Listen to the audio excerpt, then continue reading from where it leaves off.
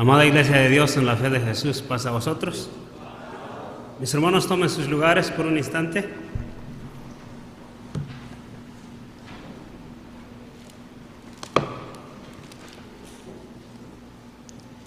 Mucho gusto, mis hermanos, verles una vez más en este lugar donde nosotros sacamos lo que hay en nuestro ser y alabamos a nuestro Dios. Y muchas de las veces, muchos de nosotros venimos con un sufrimiento interno, pero al llegar a un lugar donde se une la mente y el corazón para ensalzar a Dios, pues ese dolor que uno trae se conforta y la mayoría de las veces se sana. Bueno, mis hermanos, gracias a nuestro Dios por la oportunidad pues de estar aquí, y gracias a cada uno de ustedes por también asistir y escuchar la palabra de nuestro Dios.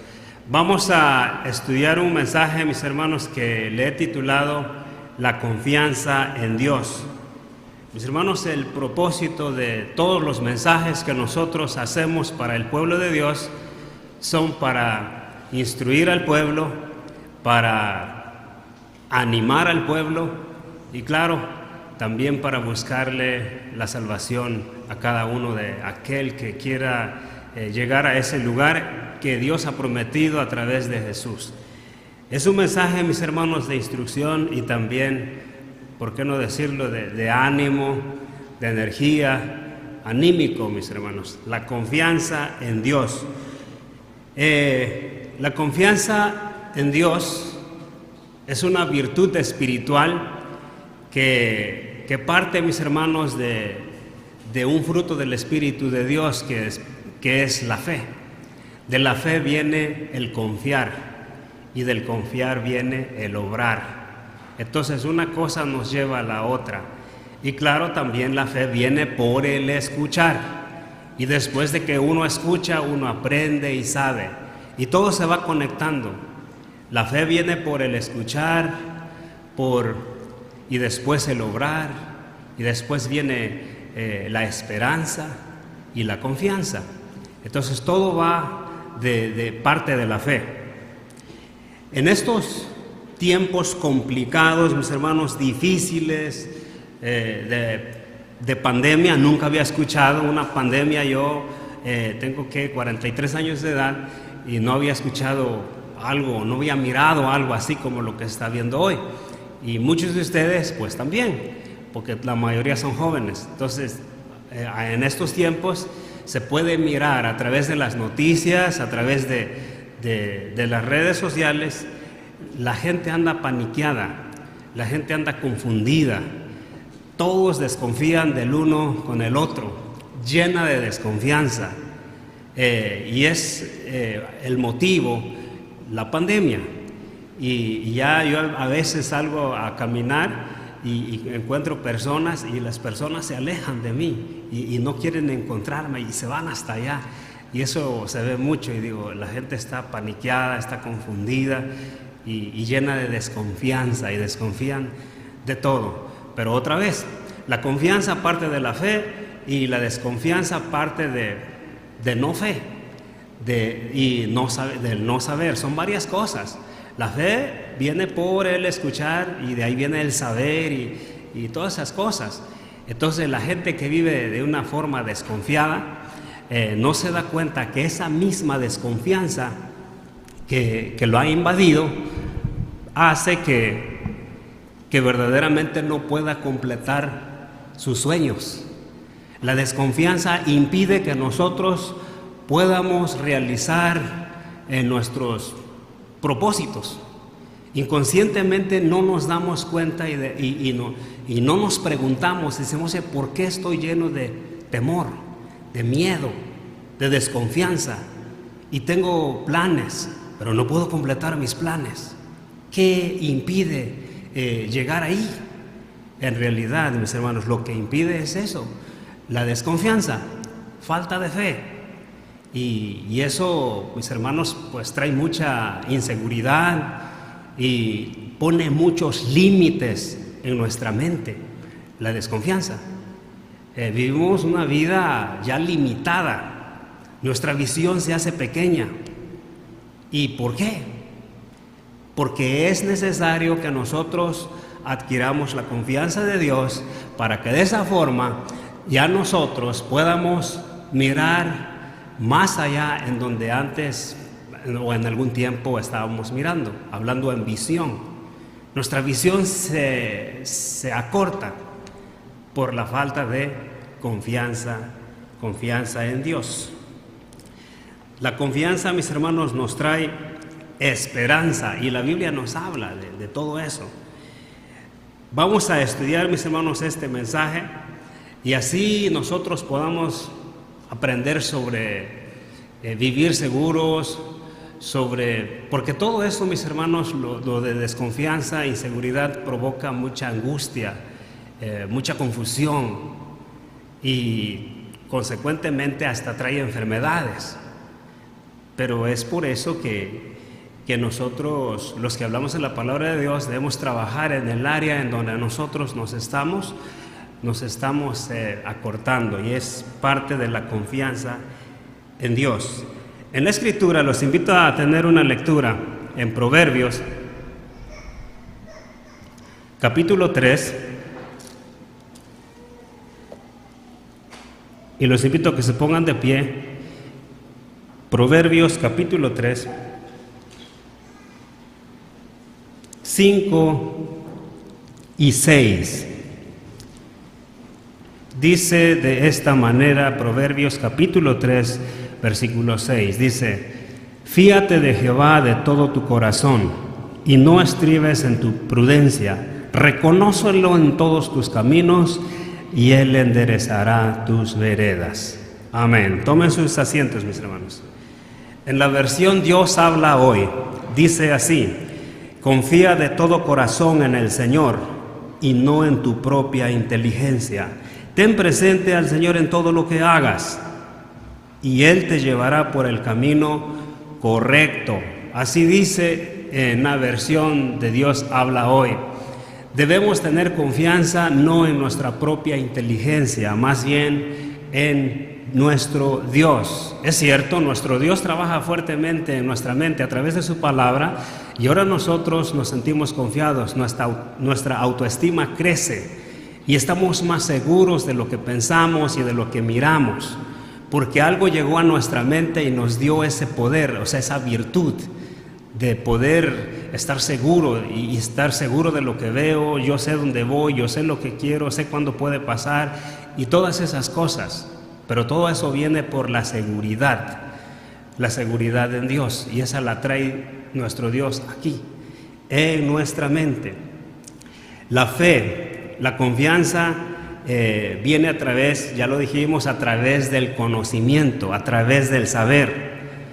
Si nosotros conocemos las historias de nuestro Dios, la Escritura está llena de historias, mis hermanos, de hombres audaces, de hombres también lo opuesto a eso, de hombres miedosos. Entonces nosotros, los que leemos la Escritura, podemos tomar consejo de ambos lados. ¿Qué hizo este hombre para tener seguridad? ¿Qué hizo cierta persona en la Escritura?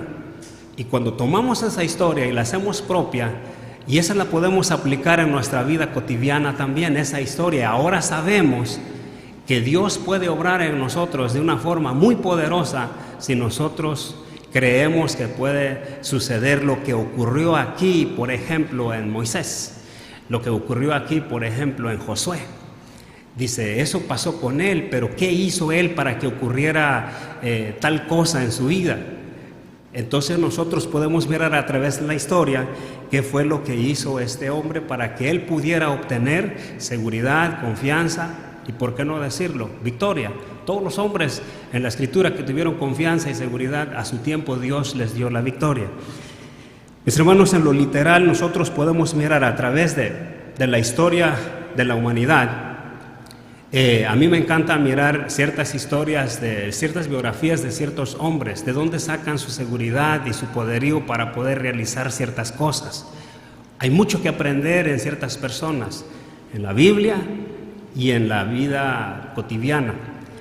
El ejemplo más hermoso y poderoso que yo he podido mirar en la vida literal. Fue un expresidente de los Estados Unidos, Lincoln, Abraham Lincoln. Él trató varias veces ganar la presidencia de los Estados Unidos, varias veces él trató, pero nunca se desanimó, perdía y perdía. Él nunca se desanimó, nunca perdió la confianza de que él llegaría a ser el presidente de los Estados Unidos. Ahora, ¿de dónde saca este hombre común esa seguridad, esa confianza? ¿De dónde saca? Leyendo la historia de este hombre leía las Escrituras, conocía lo que Dios había hecho en la vida de Moisés, conocía lo que Dios había hecho en varios personajes de la Biblia. Este hombre saca esa confianza, esa seguridad, esa resistencia, esa persistencia de la Escritura. Y cuando nosotros miramos esas cosas, yo en lo propio digo, yo tomo consejo de eso y digo, entonces todo esto yo lo puedo aplicar en mi vida de todos los días. Y eso, mis hermanos, efectivamente, pues eso es lo que Dios quiere, que tomemos el consejo, lo hagamos propio y vivamos así en nuestra vida con plena seguridad. Y aún así, si hoy no ganamos, mañana sí, y si mañana tampoco, a la siguiente y a la siguiente y a la siguiente, y nunca perder la confianza que un día va a pasar, porque así ha pasado con los varones de Dios y aún con los hombres que han dejado grandes legados en la historia de la humanidad. Vamos a mirar lo que dice la Escritura.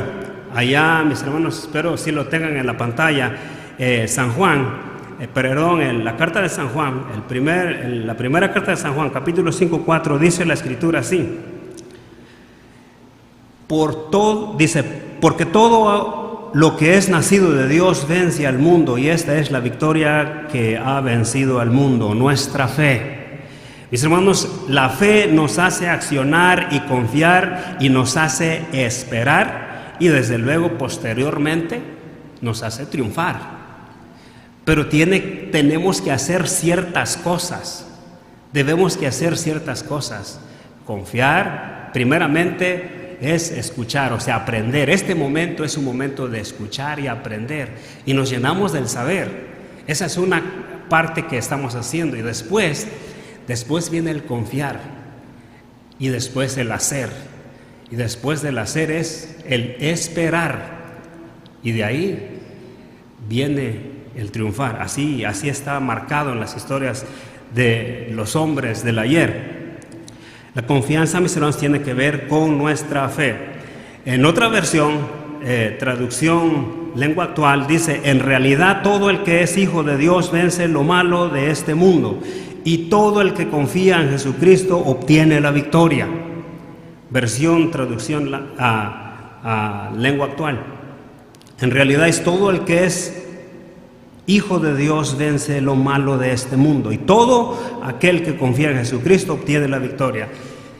Alguien preguntará, ¿y qué es lo malo de este mundo? Bueno, en realidad, mis hermanos, muchos de nosotros sabemos qué es lo que está hablando aquí la Escritura. Lo malo de este mundo es todo lo negativo. Por ejemplo, ¿cuántas personas se han dejado vencer por el alcohol? Conozco muchas personas que se dejan vencer por un vicio, en otras palabras, por una adicción. ¿Por qué? Porque estos hombres no tienen el conocimiento de Dios y como consecuente no tienen fe. No tienen fe que puede ocurrir en su vida algo grande. Por ejemplo, desde que empezaron a tomar, se empezó a hacer esa acción por la falta del saber. La Escritura nos habla también de eso, pero consecuentemente, cuando esta gente se deja ganar y vencer por ese vicio, y ya, mis hermanos, es difícil, pero todavía adquiriendo la fe que yo puedo ser liberado de eso, puedo triunfar sobre ese mal. Y el mundo, mis hermanos, literalmente, el mundo liberal está lleno de males, lleno de vicios, lleno de maldades, inmoralidades, tantas cosas malas que hay, tantas tentaciones malas que hay, pero todo eso se puede vencer con la fe, y en eso nosotros podemos ser triunfadores. Y pasan los años y los años, dice, ¿y esa persona cómo es posible viviendo entre medio de tanta maldad? Esta persona vive aún firme, no vicios, no adicciones, ¿cómo es posible? Bueno, por la fe que uno tiene en lo que conoce, uno triunfa sobre el mal. Y esto también puede ser en lo literal, mis hermanos. Leí una ilustración acerca de una familia que tenía varios niños. Vino un incendio, o sea, ocasionalmente ustedes saben que pasa eso, accidentalmente empezó el incendio en la planta baja, en la cocina. Ellos estaban en las plantas de arriba, 3 plantas arriba. Entonces, cuando sucede que empieza a quemarse la casa, se dan cuenta, ellos era la noche, estaban dormidos, se dan cuenta de ese incendio y salen corriendo, la mamá y el papá sacando a los niños de una forma violenta, sacando a sus hijos, algunos arrastrando, pero salieron de ese incendio. Pero cuando ellos estaban afuera en la yarda, se percatan que falta uno de los niños. Y entonces rápidamente querían entrar, pero las llamas estaban consumiendo la primera planta. Y entonces ellos salen y gritan fuertemente al niño a través de una ventana, le gritaban muy fuerte porque el niño estaba dormido. Y el niño, cuando escucha, se levanta y lo primero que mira es mucho humo. Y ustedes saben que eso no permite que tú puedas ver. Y el papá y la mamá le dicen: asómate por la ventana. Y nosotros estamos ahí esperándote, queremos ayudarte, no tengas miedo, lánzate de la ventana hacia abajo. El niño lo que decía: yo no puedo ver a ninguno de ustedes, papá. Y el niño gritando, atemorizado, y los padres igual. Era un caos, era un momento de vida y de muerte. Y el papá fuertemente le decía: mira, yo te puedo mirar de aquí a allá, y solo déjate venir de arriba para abajo y no va a pasar nada. El niño confió en las palabras de su papá, sin ver dónde estaba el papá. El niño se lanzó y efectivamente su papá y su madre lo agarraron y el niño se salvó. Ese es un acto, mis hermanos, de confianza y de obediencia. Ahí nosotros en esa historia nosotros podemos aprender que si nosotros escuchamos la voz de nuestro Padre, nosotros y confiamos, nosotros podemos salir triunfantes de cualquier mal. Efectivamente, mis hermanos, así es. Las cosas que pasan en la vida cotidiana son también para nuestra enseñanza. Y ese hecho es un hecho asombroso que verdaderamente nos dice la Escritura en Proverbios capítulo 16, 20. Dice: el que hace caso a la palabra prosperará. Dichoso el que confía en el Señor. Proverbios capítulo 16, 20. El que hace caso a la palabra del Padre Celestial crecerá. En otras palabras, en la pantalla tienen una nueva versión viviente. En la pantalla va a estar. Entonces, mis hermanos, la enseñanza es muy simple. Escuchar y obedecer la voz de Dios nos va a llevar a la confianza, y de la confianza a la seguridad, y posteriormente nos ayuda, así como ese niño escuchó y confió y fue salvo ¿de qué? De quemarse con esas llamas fuertes que estaban en esa casa. Y efectivamente, mis hermanos, en la vida de nosotros pudiera ser así también. Para nosotros poder ser salvos mismos, definitivamente debemos escuchar, confiar y obedecer. Para prosperar o triunfar se necesita hacer ciertas cosas en la vida. Recordemos lo que Dios le dijo a Josué en el primer libro de Josué. Ustedes saben, en el primer capítulo de Josué, ¿qué fue lo que Dios le dijo a Josué? Tienes que hacer ciertas cosas. Si nosotros leemos la historia, cuando Josué toma el liderazgo de Moisés, cuando Moisés perece y sigue Josué con el pueblo, Josué tenía mucho miedo, mucha inseguridad, mucha desconfianza. Aún él ya había mirado cómo Dios había partido el mar rojo y el pueblo pasando en seco, pero Josué todavía aún así él tenía miedo. Pero dice la Escritura que hermosamente le dice: solamente que te esfuerces y seas muy valiente, dice, muy valiente para cuidar de hacer conforme a toda la ley que mi siervo Moisés te mandó. No te apartes de ella ni a diestra ni a siniestra, para que seas prosperado en todas las cosas que emprendieras. Aquí podemos mirar que para que Josué tuviera triunfo en todo lo que él estaba a punto de emprender, tenía que hacer ciertas cosas, escuchar a Dios, poner en práctica todas las palabras que estaban ahí para que él pudiera salir triunfante. Y la escritura, hay una parte en la escritura donde Josué está triste, agachado, y el pueblo no le hace caso, donde viene la voz de Dios y le dice: Josué, levántate ahí donde estás, anímate, y esto es lo que debes hacer. Agarra 12 sacerdotes y haz esto y esto y esto, y ese río que ustedes tienen miedo pasar se va a partir en dos, y ustedes pasarán en seco, así como lo hice con el Mar Rojo. Y todo el pueblo mirará que yo estoy contigo, y todo el pueblo ahora va a estar confiado que yo estoy contigo. Pero tienes que hacer algo, tienes que levantarte de ahí donde estás. Efectivamente Josué hizo esas cosas, y efectivamente así el río se partió en dos, así como el Mar Rojo, y pasó el pueblo en seco. Dios le dio triunfos a Josué, pero Josué tuvo que hacer ciertas cosas, y en eso nosotros debemos de concentrarnos. Las victorias que tuvo Josué no fueron casualidades, fueron porque hizo ciertas cosas Josué. Cuando Dios le dijo: vas a triunfar sobre el reino de Jericó, pero para que eso sea, tú tienes que hacer esto y esto y esto.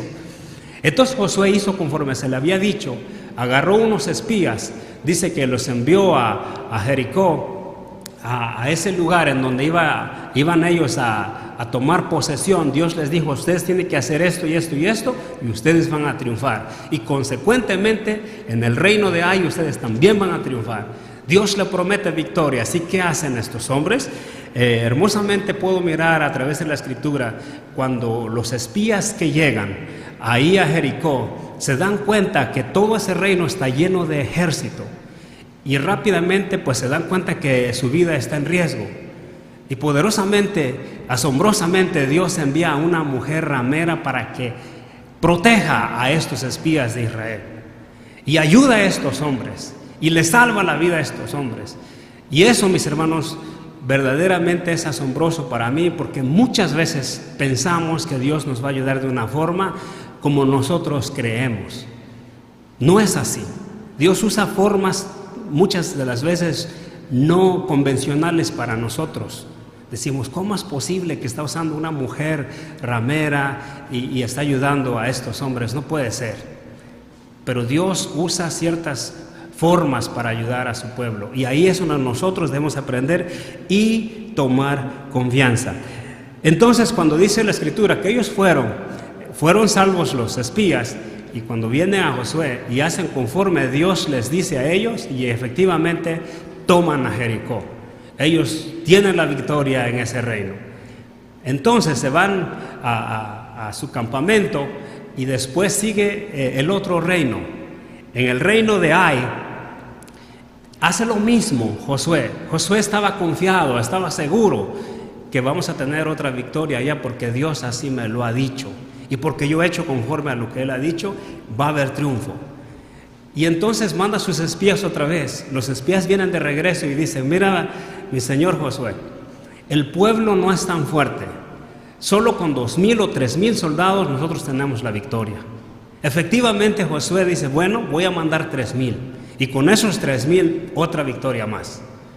Y se va el ejército, y se llevan una grande sorpresa. Y dice la escritura, Josué 7, del 2 al 5, ahí en la pantalla va a estar: el ejército israelita sufrió 36 bajas, y fue perseguido desde la puerta de la ciudad hasta las canteras. Allí en una pendiente fueron vencidos. Como resultado, todo el pueblo se acobardó y se llenó de miedo. El pueblo ahí tuvo una derrota. Pero ¿cómo es posible?, dijo Josué. ¿Por qué sucede eso si Dios me prometió siempre victorias? ¿Qué fue lo que pasó? Una victoria que fue muy difícil, una derrota que fue muy difícil para Josué en ese momento, porque Dios le había dicho: victorias va a haber en todo donde tú pongas tu mano. Mis hermanos, la escritura dice que el pueblo se llenó de desconfianza, se acobardó, tuvo miedo y salió corriendo, y hubo varios muertos de los israelitas, y hubo una derrota. ¿Por qué? Cuando Josué sufre esa derrota, en una oración, Josué le reclama a Dios y le dice: Señor, pero tú me prometiste victorias. Dice la Escritura, y Josué dijo en reclamación a Dios: Dios nuestro, que gobierna sobre todos, ¿para qué nos hiciste cruzar el Jordán? No creo que haya sido para entregarnos a los amorreos, sino ni para destruirnos. Ojalá nos hubiéramos quedado del otro lado del río. Ojalá nos hubiéramos del otro lado del río cuando lo sepan los cananeos y todos los que allá viven, nos rodearán y nos matarán. ¿Qué harás entonces para que no digan que fuiste incapaz de proteger a tu pueblo? Dios le respondió a Josué: ponte de pie, ¿por qué te quedas tirado boca abajo? Dios le responde a Josué: mira, Josué, dice, esto es lo que pasó. Yo les prometí victorias a ustedes, pero yo les dije que no debían tocar nada en Jericó. Ahí dice la Escritura: yo les ordené que destruyan todo lo que había en la ciudad de Jericó. Era un trato que habíamos hecho, pero se quedaron con algunas de esas cosas, se las robaron, las escondieron entre sus pertenencias y luego mintieron acerca de lo que había hecho. Por eso los israelitas no pueden vencer a sus enemigos. Huyen porque ellos mismos merecen ser destruidos. Yo no voy a ayudarles mientras no destruyan las cosas que les prohibí tocar. Algo malo habían hecho, o habían descuidado algo que Dios les había dicho. ¿Qué fue lo que Dios les dijo? Mira, cuando ustedes tomen posesión de ese reino, ustedes no deben tocar nada de lo que haya en ese reino. Pero uno de los soldados fue y dijo: mira, acá hay un mono de oro y acá hay unas telas muy finas y están muy caras y no puede ser que las dejemos ahí. Estas las puede necesitar mi esposa. Este oro lo puedo necesitar yo en el futuro. Imagínense cuántas cosas pensó este hombre. Algo parecido con lo del rey Saúl. Mira, este ganado está bien gordo, no puede ser que lo vamos a destruir, no puede ser. Y entonces sucede que esconde las cosas y se las lleva a su casa y las tiene ahí. Pero Dios que lo mira todo y dice: ustedes hicieron algo por lo que les va a costar una derrota. Y efectivamente ahí le dice Josué: por eso es que ustedes están perdiendo hoy, porque mintieron, porque no hicieron conforme a lo que yo les dije. Mis hermanos, la moraleja de esta historia: muchas de las veces en la vida de muchos de nosotros nos hacemos las preguntas del millón. ¿Por qué yo estoy lleno de desconfianza, de temor y de inseguridad? Y miro aquí mis sueños, pero la verdad los persigo y no los puedo alcanzar. ¿Qué pasa? ¿Qué es? ¿Qué yo he hecho? No muchas veces nos hacemos esa pregunta, ¿verdad? Pero la respuesta está, la Biblia nos enseña todas esas cosas.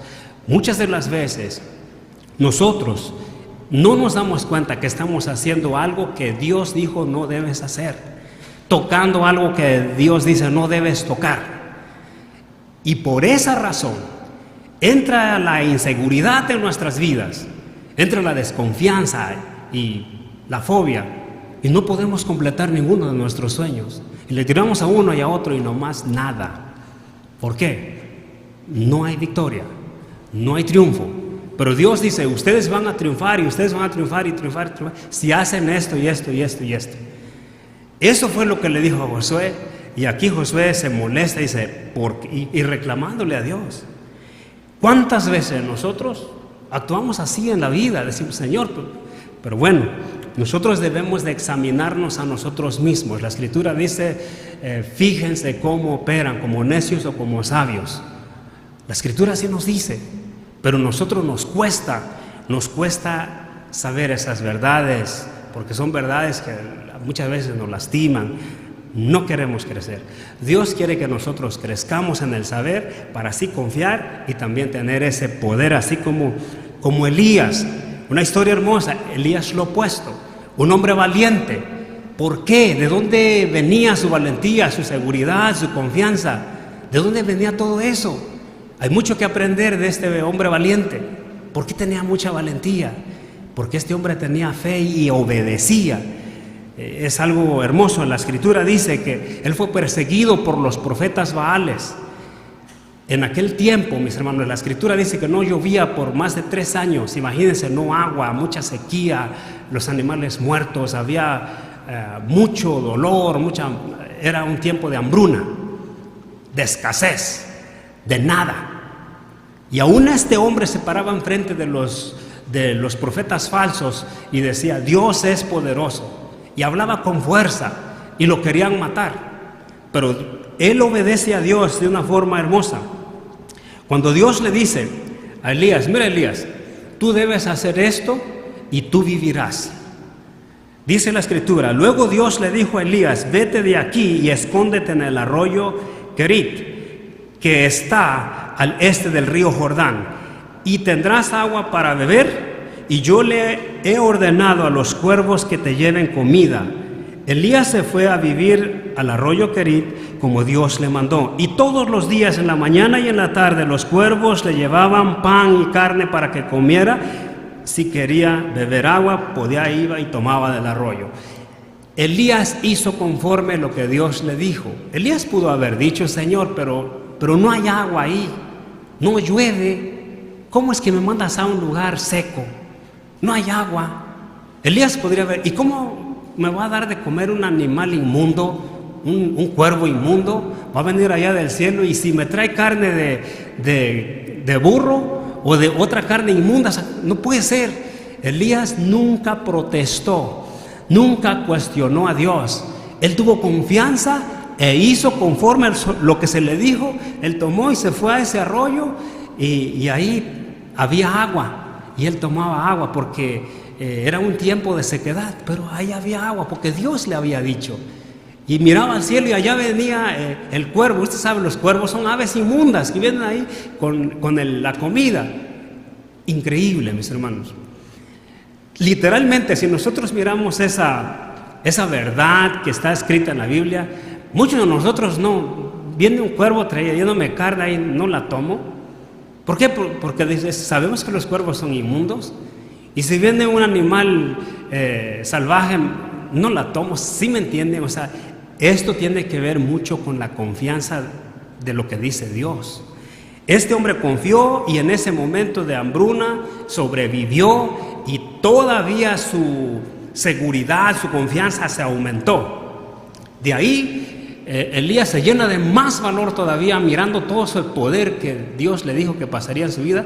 Se levanta y va a donde está el rey de los Baales. Va y él lo reta, y nosotros sabemos eso. Va y lo reta ahí en el monte Carmelo, y otra vez se vuelve a ver el poder de Dios enfrente de todos esos profetas Baales. Y otra vez sale triunfante Elías por su fe y su confianza y su seguridad en Dios. Ustedes saben esa historia, ¿qué pasó? Dios estuvo con Elías porque Elías confió. Y mis hermanos, es algo que nosotros debemos saber para que nosotros podamos aprender y obtener la resistencia, la paciencia, la perseverancia, ustedes nómbrenle como quieran, el optimismo, la esperanza, la fe. Porque en verdad, mis hermanos, si nosotros tenemos estas historias en nuestra vida, nosotros estamos llenos de valor y podemos marcar diferencia afuera. Pero si nosotros no sabemos estas cosas, a la primera nosotros ya nos doblamos. Y no le estamos dando honra y gloria a Dios con eso. Es necesario que conozcamos estas verdades de los hombres que triunfaron ayer, hacer propias esas verdades. Dice, y es necesario que sepan esta verdad. Después de que Elías tiene esa gran experiencia con la manifestación de Dios ahí en el monte Carmelo, le dice todavía a uno de ellos, ¿sabes qué? Dice, después Elías le dice a Ahab, vete a comer y a beber porque ya se oye el ruido del aguacero. Así que ese hombre se fue. Elías todavía, para rematar, dijo, ya miraste el poder de Dios quemando a ese toro con lumbre del cielo, ¿verdad? Ahora, dice, yo te aconsejo que te levantes y que te vayas porque un aguacero muy fuerte viene. Y aquel hombre, imagínense, óyeme, pero si son años que no llueve, o sea, estás loco, ¿de dónde viene el agua? Pero Elías había adquirido mucho valor y confianza, y lo que le estaba diciendo a este hombre, él se lo tenía que que confirmar. Y le dice a uno de sus siervos, dice la escritura, que Elías le dice a su ayudante, mira, ve hasta allá al monte y fíjate dónde viene el agua. Y el siervo va ya una vez subiendo el monte allá, hasta la punta del monte, y viene y le dice a Elías, a su siervo, ¿dónde viene el agua? De la mar, porque la mar hace las nubes y todo eso. Y dice, me asomé a la mar y no hay ninguna nube, mi señor, nada. Y Elías dice, no es posible, ve otra vez. ¿Y qué creen? La historia dice que el hombre fue una vez, 2 veces, 3 veces, 4 veces, 5 veces, y viene a la de 5, mi señor, no hay ninguna nube, no hay nada, no va a haber lluvia. Elías dice, no puede ser, sí va a haber lluvia, ve otra vez, y allá va a las 6, y nada, no hay lluvia, no hay nubes, no hay nada. En la 7ª vez, dice la escritura que viene el hombre y le dice, Señor, esta vez de la mar surge una nube del tamaño de mi mano. Y creo que, y Elías dice, efectivamente esa es la que trae el aguacero. Y la escritura dice, mis hermanos, así fue. Y se empezó a llenar el cielo con esa nubecita que salió, se llenó de nubes y vino una fuerte aguacero. Pero ahí, mis hermanos, la moraleja de esta historia es que nosotros a veces queremos ganar a la primera. Dice, y hasta tenemos una frase que la tenemos bien marcada, la tercera es la vencida, la tercera es la última. Óigame, mis hermanos, no, la historia dice que son más veces, hay más veces. Así como este hombre no se dobló a la tercera ni a la cuarta. Cosas, mis hermanos, maravillosas que uno debe tomar para así poder triunfar. De otra forma no va a pasar. La escritura, mis hermanos, dice palabras de confianza y seguridad allá en la pantalla. Salmo 121:3 dice, el Señor no permitirá que tu pie resbale jamás. Jamás duerme, dice el que te cuida. No duerme el que te cuida. O sea, cuando uno sabe eso, uno duerme confiado. Y para esto hay una ilustración que yo leí acerca de una mujer viuda con sus niños, y va y se duerme confiadamente. Y por la noche vienen los bandidos y le roban sus cosas y le roban y todo lo poquito que tenía. Y esta mujer se levanta y lo primero que ve, no hay nada, ¿y qué les va a dar a mis hijos? Y entonces esta mujer se levanta y se va rumbo al gobierno, al rey. Vamos a poner el jefe de la policía, pues. Va y dice, mira, me robaron todas mis cosas y vengo a hacer un reporte, pero antes quiero que me devuelvas esas cosas. Y el policía dice, ¿yo por qué te las voy a devolver? Dice, pues que me las robaron y no tengo nada que darles a mis hijos.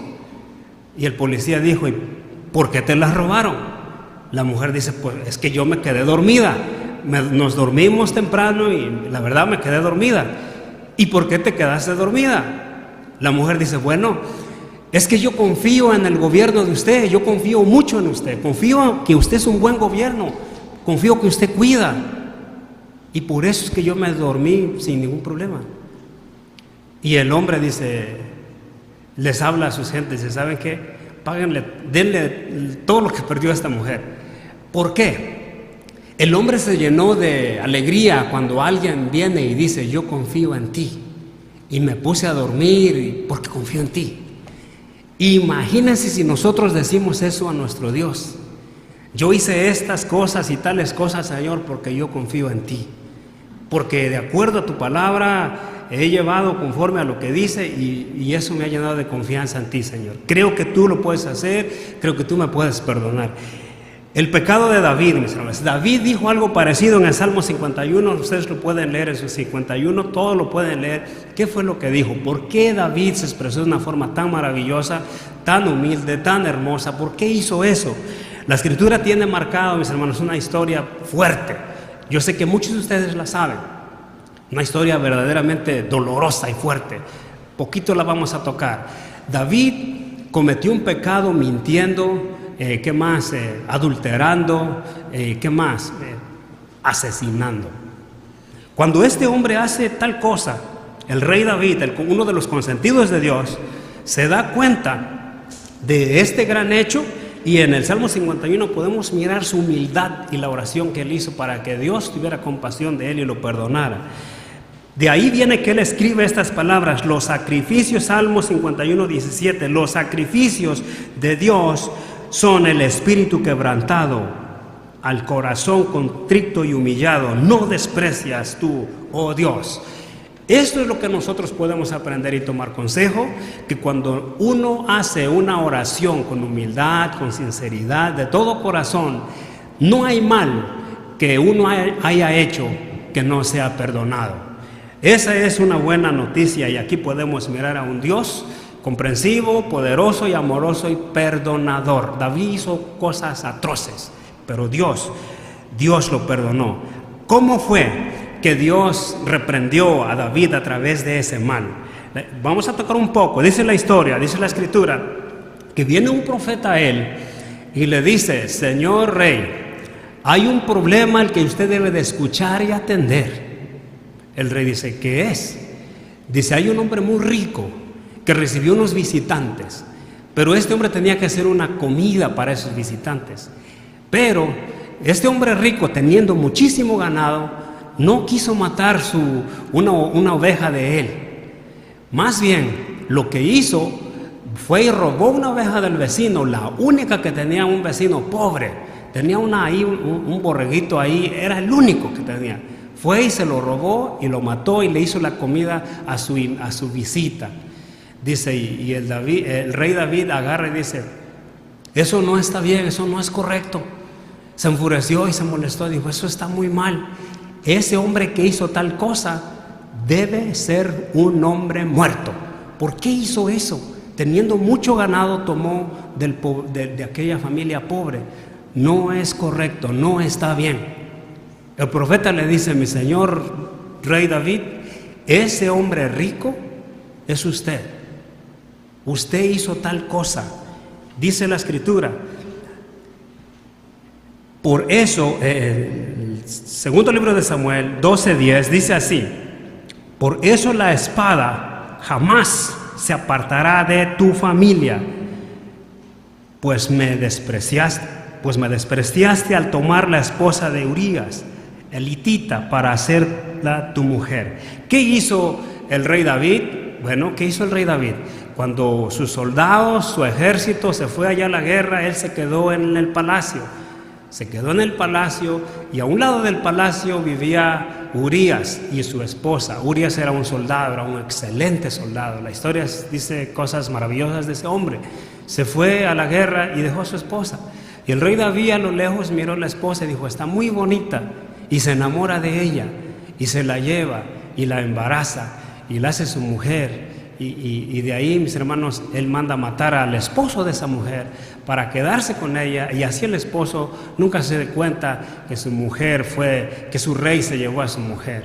De hecho, hizo ciertas maniobras el rey David para que hiciera pensar a Urías que él era el papá del bebé que venía, pero este Urías, soldado, era una persona muy fiel, muy buena, que dio todo por su rey. Y aquí eso es lo que fue fuerte en contra de Urías y desde luego en contra de Dios. Dijo la escritura: yo haré que el desastre que merece surja de tu propia familia. Así dice el Señor a David. Y ante tus propios ojos tomarán tus mujeres. Y le dice aquí en esta escritura Dios: esto vendrá en tu familia, David. Por ese pecado tú mirarás desastre en tu casa. Y desde luego la escritura, mis hermanos, dice que la familia de David sufrió ciertas cosas atroces. También uno de sus hijos violó a su hermana.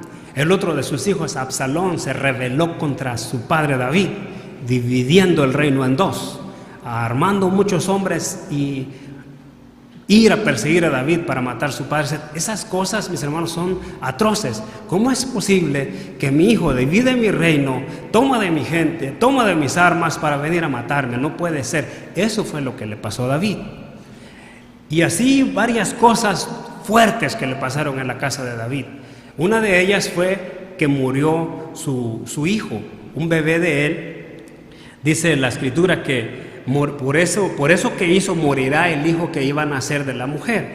Ahora, aquí, mis hermanos, podemos mirar tantas cosas que le pasaron a la familia de David por su mal, por el pecado.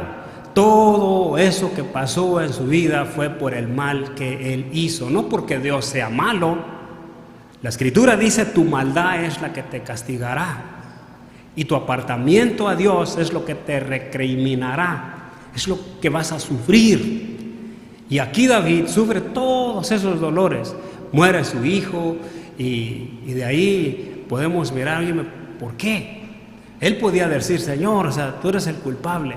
Si él fuera tonto, él dijera: Señor, tú eres el culpable. Pero no, él sabía que estaba pasando por su propio mal de él. Ahora, en esta historia, nosotros pensamos y decimos: bueno, yo he hecho mal y a lo mejor no muere mi hijo, no muere mi hija. Literalmente, posiblemente no, pero espiritualmente muchas veces sí. Nuestro mal, nuestro pecado, mata a nuestros hijos espiritualmente. Y miramos que nuestros hijos no siguen a Dios, no buscan a Dios. ¿Por qué? Porque son hijos muertos. ¿Muertos de qué manera? Espiritualmente. No les importa a Dios. No quiero saber de Dios. ¿Por qué? Porque ellos están sufriendo el mal que muchas veces nosotros mismos hemos hecho. Esa es una consecuencia. ¿Ustedes creen que todo lo que pasa abajo de nosotros es ¿por qué creen? Todo es una consecuencia. ¿Consecuencia del bien o consecuencia del mal? Eso, mis hermanos, muchos no pueden comprender. Dice la Escritura en Jeremías, ustedes lo han leído, ustedes lo saben, donde dice Jeremías 2:19, en donde tu propia maldad es la que te castigará. Muchas de las veces, mis hermanos, nosotros no queremos reconocer. Y también la Escritura allá dice, hay gente, Proverbios capítulo 19:3 dice: hay gente insensata que arruina su vida ella misma, pero luego le echa la culpa ¿a quién? A Dios. O sea, por ciertas cosas equivocadas que uno hace contrario a Dios, pues los resultados son malos, nuestros hijos, nuestras hijas, todo, y decimos: no, pues que Dios, le echamos la culpa a Dios. Eso quiso hacer Josué. Elías fue todo lo contrario, le dio la honra y la gloria a Dios. Son cosas, mis hermanos, que nosotros debemos de aprender de ahí de la Escritura, y debemos de tomar consejo y mirar que el pecado más grande que hayamos cometido, Dios lo puede perdonar, así como con David, pero las consecuencias las vamos a padecer, así como David las padeció, sufrió las consecuencias, pero Dios lo perdonó y no murió David. Entonces, eso, mis hermanos, debemos de mirar, que lo que hizo David, lo que le pasó a David, lo grande que en David es que Dios lo perdonó por esa oración de humildad y de sinceridad. Dios lo perdonó, y cuando David recibe ese perdón, David otra vez recupera la confianza, y sus palabras son hermosas y poderosas. Eso adelante, Salmo 56 dice: cuando siento miedo, pongo en ti mi confianza, confío en Dios y alabo su palabra. Confío en Dios y no siento miedo.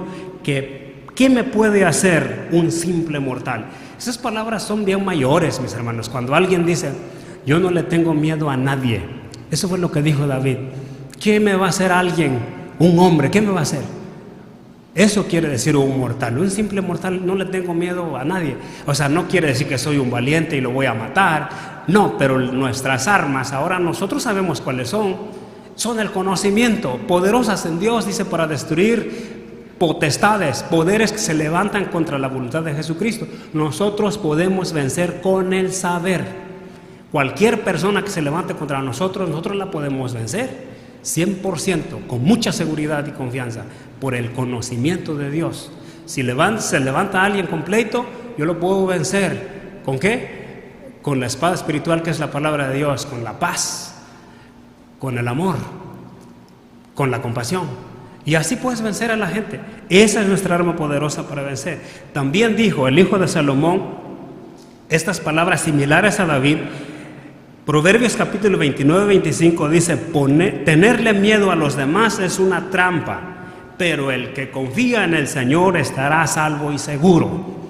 Entonces, todo eso, mis hermanos, va en consecuencia. El rey Salomón recibe también ese consejo y así esas palabras son las que dice: yo no tengo miedo a nadie. Y todo aquel que se ha invadido por el miedo, deben de saber, mis hermanos, es una consecuencia, o más bien es una acción que viene del Satanás, porque quiere que uno sea infructífero, que uno sea estéril en todo lo que hace, que tus sueños no se cumplan. Él te pone ese temor, ese miedo, para que tú puedas tenerle miedo a todo y no puedas tomar ninguna decisión. Y de esa forma se va a mirar la fe. El tamaño de nuestra decisión va a ser el tamaño de nuestra confianza. Nuestra decisión pequeña, ahí está nuestra confianza. Entonces, el Satanás no quiere que le demos honra y gloria a Dios. No quiere que usted y yo vivamos seguros y con confianza. ¿Por qué? Porque Él es así. El diablo quiere que nosotros nos avergüencemos a Dios. La gente nos mire allá: mira, ese hombre cree en Dios, pero es el hombre más miedoso que conozco. Mira, ese hombre lee la Escritura y cree mucho en Dios, pero es el hombre más cobarde que conozco. Eso es lo que el diablo quiere escuchar de cualquiera de nosotros. Pero la Escritura, a través de muchos escritos, puede enseñarnos, hermanos, cómo Dios obra de una forma muy poderosa y nos ayuda a crecer en el saber y en la fe. Confiemos en nuestro Dios y a su tiempo Él nos responderá de una forma no esperada. En mi caso, yo le he pedido a Dios crecer internamente en compasión, en amor, en paciencia. ¿Qué creen que ha pasado? A Dios ha obrado al revés. Él me pone cosas difíciles donde yo tengo que sufrir y llorar.